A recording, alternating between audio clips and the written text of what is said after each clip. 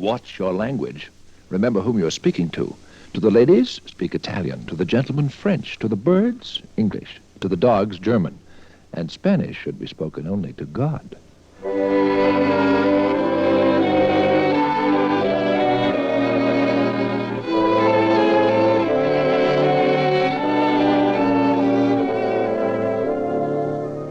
A Word in Your Ear, a study in language, a program in the series Ways of Mankind, presented under the supervision of Walter Goldschmidt of the University of California, Los Angeles, by the National Association of Educational Broadcasters. A series designed to show how human beings live together in different times and places. A study in language. A Word in Your Ear.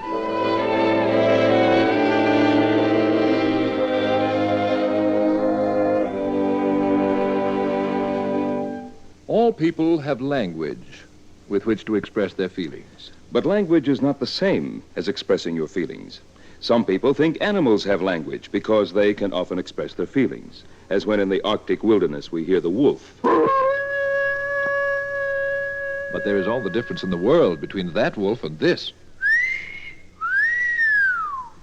The four-legged wolf howl expresses its feelings there and then, and so does the wolf whistle.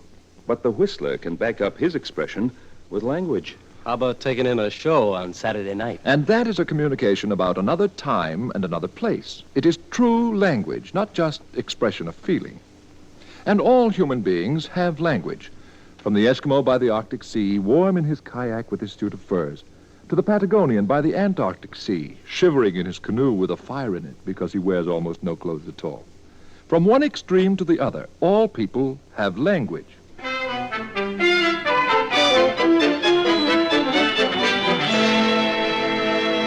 What's more, all these languages are adequate. They all do the job. Communication. But we often think that whatever we speak ourselves is the proper thing. What the other fellow speaks is scarcely more than a string of grunts. Oh, I see by the paper there are over 1,500 different languages spoken in the world today. Hmm? And it says there are more families of languages among the American Indians than in the whole of the old world. Hmm. Well, everyone knows Indians don't talk properly. They just grunt. Uh-uh. You aren't listening. Are you? Hmm? Are you listening? Mm-hmm. I say Indians don't talk properly. They just grunt. Huh? Grunt. Mm. Well, what do you think? Language is language and grunts are grunts.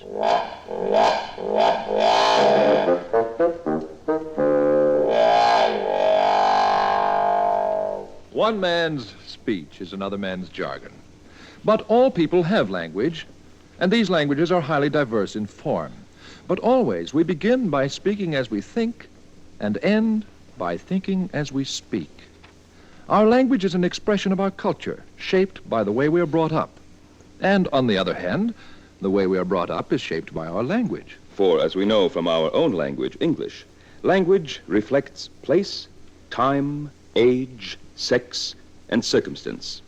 And this is true of other languages. Language reflects place. As everybody knows, very often the most foreign thing about a foreign country is the foreign language. And English speakers can't visit one another's country without meeting the great transatlantic rift. Look at Jack. When you get off the streetcar, get off the pavement, get on the sidewalk, go 2 blocks, turn right. There's the drugstore on the corner. Take the elevator down to the garage. You can't miss it. All right, chump. You mean when I get off the tram, get off the road, get on the pavement, take the second turning to the right, there's a chemist shop on the corner, take the left down to the garage? What do you mean I can't miss it? Language, then, is a function of place. And language is a function of time. Listen to the Lord's Prayer as it sounded nearly 600 years ago. Our Father, that art in heavenes, hallowed be thy name. Thy kingdom come too. Be thy will done as in heaven and in earth. Give to us this day our bread, our other substance, and forgive to us our debts, as we forgive to our debtors. And lead us not into temptation, but deliver us from evil. Amen. Then, quite soon after the Norman conquest, English had a tang of French to it. But let's jump back beyond 1066 and listen to English in its hard Teutonic infancy as Anglo-Saxon. the Lord's Prayer, in the year 1000 A.D. Vede ure soos eert on Jofnum sith in name gehalget. To bekomme sin rike. Geworden sin wille on jorten swaswa on Jofnum. Orne gedeeg wamelijk en glaaf ziele us to day. And forgive us ure giltes swaswa we forgive us urum giltendum. And ne gelied zu us on kostninge. Ac alisus of ifele. So slike. Language, then, is a function of time. And even modern English still keeps the record of that Norman conquest. The Saxons became the servants and looked after the beasts while they were alive, and their names are still the Saxon ones. Ox, calf, sheep, swine. Compare the German.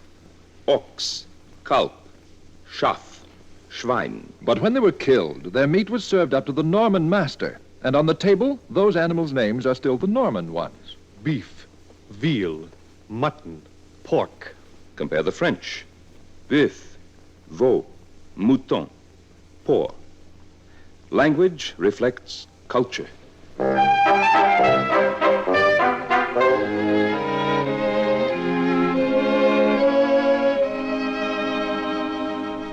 Language is a function of age.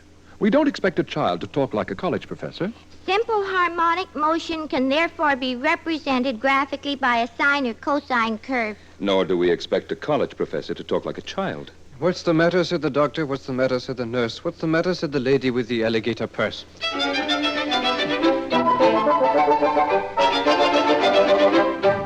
Language is also a function of sex. Among the Carayahi Indians of Brazil, the women and the men speak different languages. For example, the word for girl is yadakoma in the women's language, but yadoma in the men's. And in English? Here's a traveler chewing his cigar in the smoking room of the Santa Fe chief, but he's speaking the women's language. I don't want to be catty, but my dear, it was simply too terrible. I really thought I should have died. I just wanted to sink right through the floor. My gracious me, I thought if Bert and Charlie aren't wearing that same cunning Homburg hat. Unfortunately, in our society, the men's language is taboo to women. That is to say, they are supposed not to know it.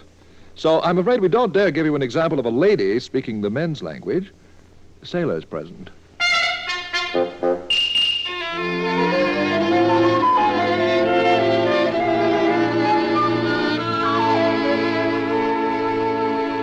Language is a function of occasion. There is a time for one kind of speech and a time for another. Sir James Fraser tells us that in Siam, there is a special language to be used when discussing the Siamese king. When he eats or drinks or walks, a special word indicates that these acts are being performed by the sovereign, and such words cannot possibly be applied to the acts of any other person whatever. We do not perhaps carry things quite as far as that. But nonetheless, a fellow may be greeted when he comes into the office by... Hi, Charlie boy, how's the kid? What do you got to say for yourself? But a few minutes later, when the board meeting convenes, he is asked... And now, Charles, we trust you have overcome the hardships of your journey. Would you be so good as to present your report regarding market conditions in the West? The Chinese, of course, are famous for their elaborate forms of greeting, but other languages are far more complicated. For example, the Nootka Indians of Vancouver Island not only distinguish by the choice of words the sex of the person speaking, the sex of the person spoken to, and whether the speaker is more or less important than the person spoken to, but also, on top of this, have a special way of talking to a man who is left-handed and a special way of talking to a man who is circumcised. English cannot go this far. But even so, language must be suitable to the occasion. Queen Victoria certainly knew this when she expressed her dislike of Gladstone in the words, Mr. Gladstone always addresses me as if I were a public meeting. And imagine a politician proposing in the language he uses on the platform. Unaccustomed as I am to private proposals, I kneel before you today, unwilling, nay, reluctant, to assume the burdens of matrimonial office, but nonetheless prepared to bow to your opinion and dedicate myself unselfishly if I receive an unmistakable draft.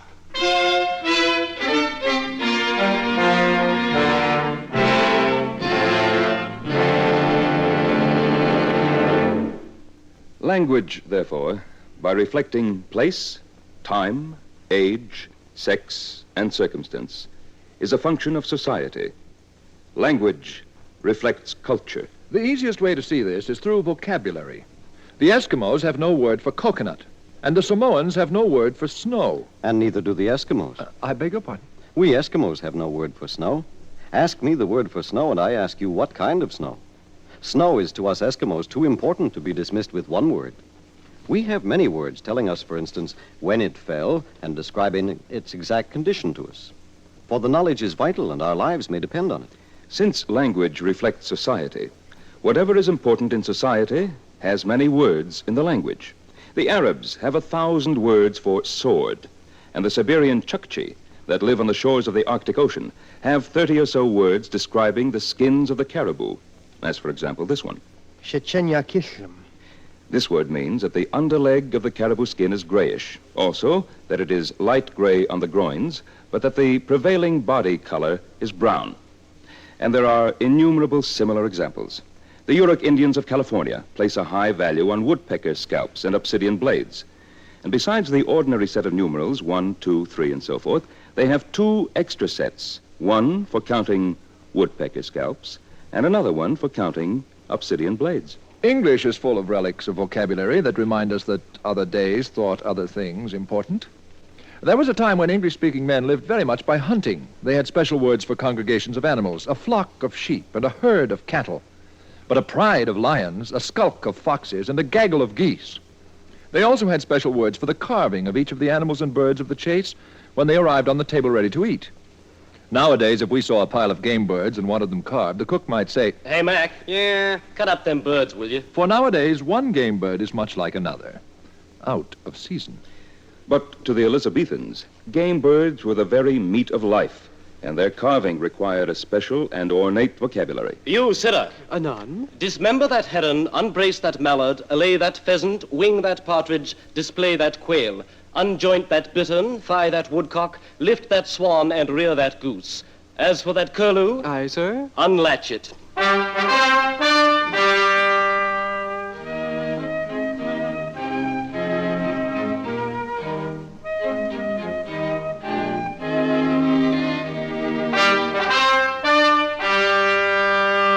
A noble handful that has been replaced by other rich treasures of vocabulary, as our language, like all other languages, has changed to reflect our culture. As we Eskimos found out when I was sent down to study your language.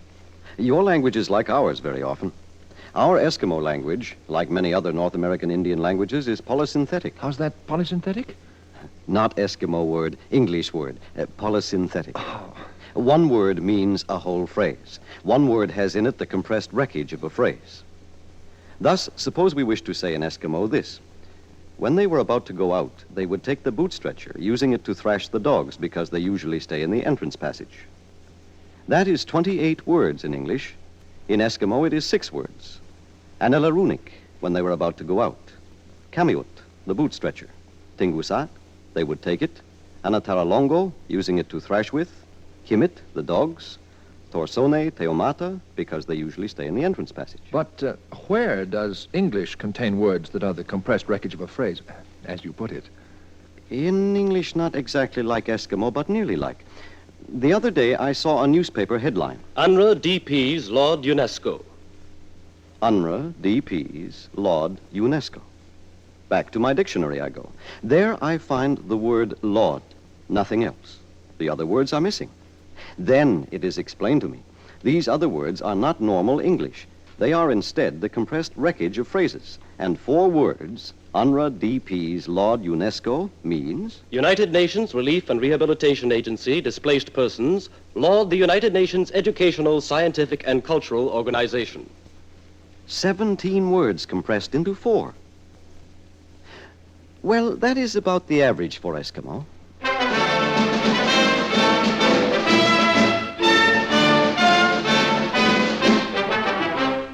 Again, language reflects culture. As modern life sets up more elaborate agencies and organizations, modern language adapts itself and forms words and builds polysynthetic forms almost like the Eskimo. Other languages besides English have been doing this. German, for example. Gestapo stands for Geheime Staatspolizei, Secret State Police. Flak is the compressed wreckage of Flugzeugsabwehrkanone, anti-aircraft cannon. As we think, so we speak. As we speak, so we think. As we are taught reading, writing, and arithmetic, as we are taught our manners and the way things are done in the world we live in, so we are taught our language. And as we learn our language from our mother's lips, we also learn the customs and attitudes of our society. For language reflects these customs and attitudes. That is, language reflects culture.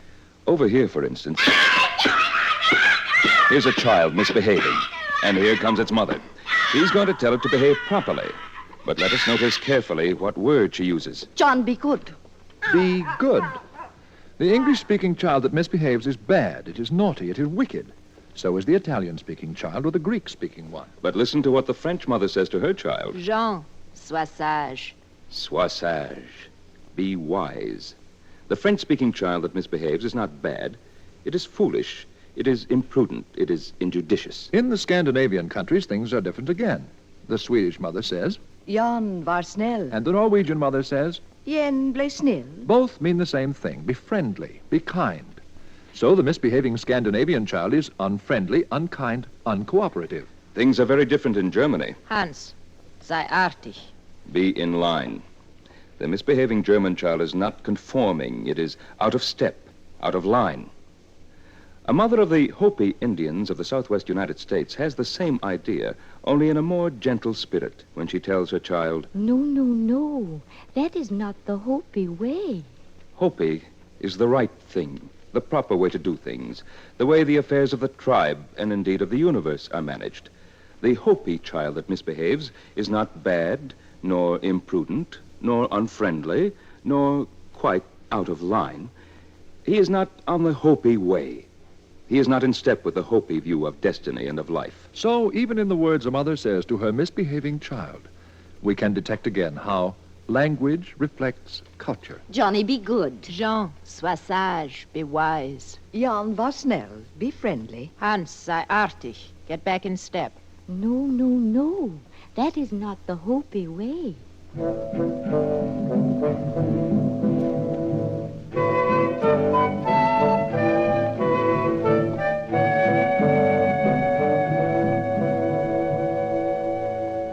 East of New Guinea, in the southern Pacific, lie the Trobriand Islands.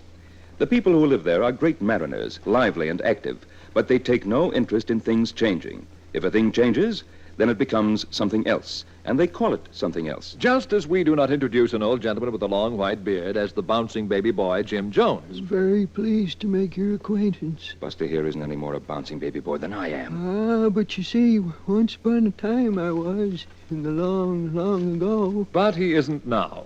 And in fact, we don't think of him as a kind of modified infant, but as something else. An old gentleman, a different kind of animal. Now, the Trobriand Islanders think like this all the time. They raise a yam crop, and a first-rate yam is called Taitu. But an overripe yam is not overripe taitu. It's different. It's Yawana. And a yawana with underground shoots isn't yawana anymore, but Silisata. though with new tubers on the underground shoots, it isn't silicata of any kind, but rather Gardena. Among the Trobriand Islanders, in short, the name of a thing alone is all you need say about it. How different with us. Consider the case of a fellow being shown a new baby. Red-faced, boiled-looking, dribbling, cross-eyed, and squalling. The fond parents are watching you like hawks. You have to say something. But what? How intelligent looking? But it looks like a moron. How beautiful? Just look at the ugly little beast. How small and tiny? For that, they'll kill you. He's 3/32 of an ounce overweight. He's a giant. How exactly like his father? Say that and they'll punch you right in the nose. There's nothing you can say. All you can do is shuffle around from one foot to the other and look as foolish as the baby. But in the Trobriand Islands, the whole thing's simple. Show a Trobriand Islander the same messy, bellowing brat, and he says, How baby. How baby, which nobody can deny, and everyone's happy.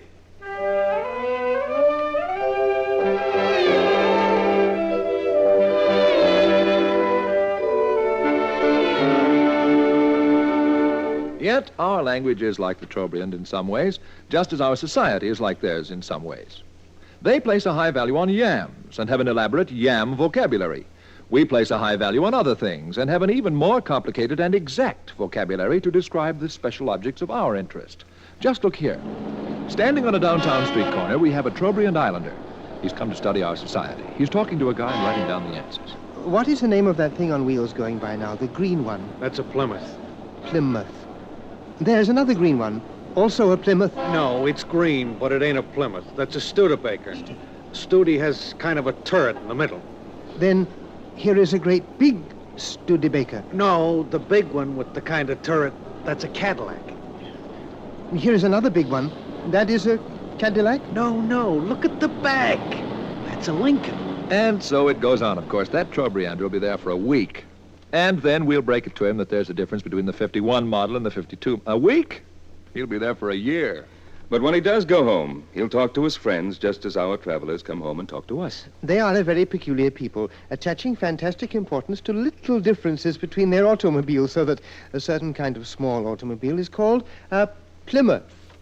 But with a turret in the middle, it is not a Plymouth with a turret, but a Studebaker. Quite a different word. And a big thing like a sort of Studebaker with other differences here and there is not a big Studebaker, but a different word again, a Cadillac. And so it goes on. They are a very peculiar people. How Trobriand. But now we end with the most striking and interesting example of language reflecting culture. The wonderful and varied language of the Navajo Indians.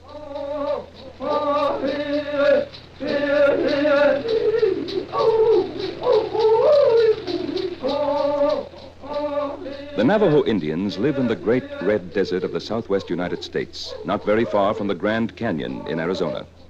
Their nomadic life is filled with uncertainties, and they seek security and balance in ritual and ceremony by which they find their place in the natural harmony of the universe and health and a sense of belonging. Now, life on this vast, unconsidering mountain desert is very much influenced by forces the Navajo do not command. The long drought, sudden torrential rain, the sweep of epidemic disease. And the Navajo view of the universe seems to be connected with what they have learned from the country that is their home. We try to control nature. We seek to understand it and our place within it. To us, the world is made up of beings and things that act on other beings and things. To us, Navajo, the world is one of actions and events associated with things, among which our own acts are only a few among many. Our outlook is centered on things. Our language is centered on nouns, which are the names of things. The first words our children learn might well be the names of things. Man, ball, boat, bird. Our Navajo outlook is focused on actions and events, our language on verbs. The first words our children learn may well be those expressive of actions. Standing, rolling, sailing, flying. Navajo words, like those of Eskimo, are often polysynthetic, the compressed wreckage of phrases. Take this single word. Nash-ah. And it means, I am causing a round object to turn over. Navajo has many words for what we speak of as moving. A word for a round object moving, a fabric moving, and many more. And pronouns and adverbs are only parts of the verb, for the verb is central in Navajo speech, just as actions are central in Navajo thinking. We have a few verbs that are perhaps similar. The word shrug must carry with it the idea of shoulder. You can't shrug your stomach. In English, we say, John is dying, just as we say John is walking or John is working, for we speak even of death as though it were an act performed. But the Navajo, translated, says something like, Dying is taking place with John. We are active toward nature. We think of our world as full of objects doing things to other objects. Our language is centered on nouns, the names of things. We Navajo see ourselves as part of nature, in harmony with it. Our world is one of actions to which we and other things are linked. Our language centers on the verb, expressive of acting. Finally, here is an editorial in a Navajo newspaper. The writer is angry. He wants to know why a school is not built at Kayenta, though other places have schools. But he expresses his indignation in the Navajo way.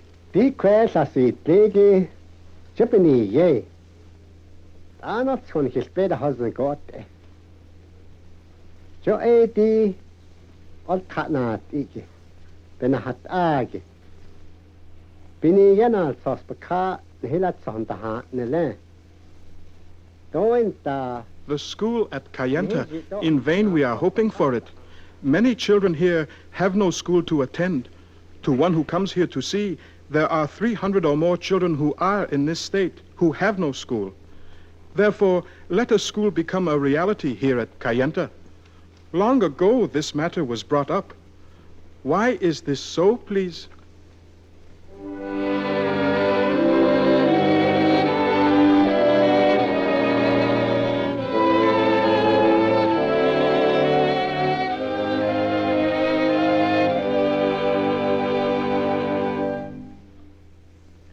Did you notice how this Navajo was expressing indignation? The things he is angry about are described as occurrences, as something just naturally happens. You and I wouldn't take this point of view. We'd look for the person or thing responsible, someone to blame. This difference is in our language, just as it is in our thinking. In English, we emphasize nouns, which are the names of things. The Navajo emphasizes verbs, which indicate action. And the noun is just incorporated in the verb itself. These cultural differences, which are part and parcel of language, are the real stumbling blocks to all translation. As a matter of fact, we lost some of the true Navajo flavor in translating the speech, as you might well believe. Language is peculiarly human. No animal society has a language. Aristotle spoke of man as a political animal, but the fact is that other animals do have social systems, and the distinction is far from clear. But animals, though they can and do communicate, lack our ability to recreate experience in words. They can't accumulate knowledge and transmit it from one generation to another, and build thereby the large and complex systems of behaving we call cultures.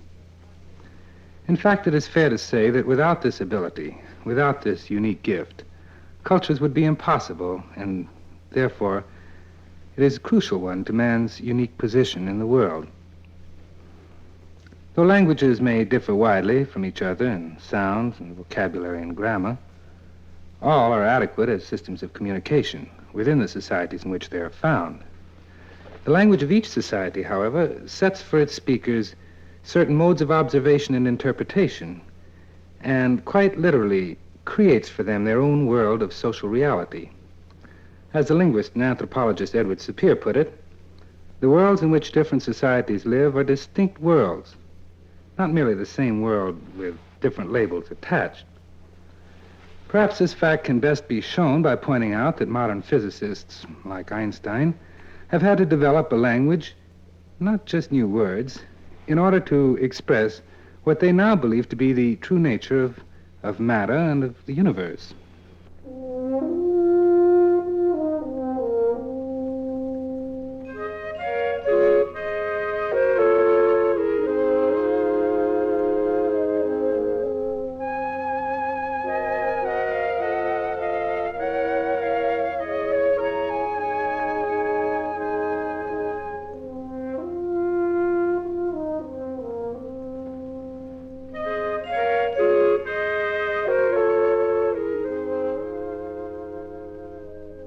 Dr. Walter Goldschmidt, Associate Professor of Anthropology and Sociology of the University of California, Los Angeles, has concluded a study in culture in the series Ways of Mankind.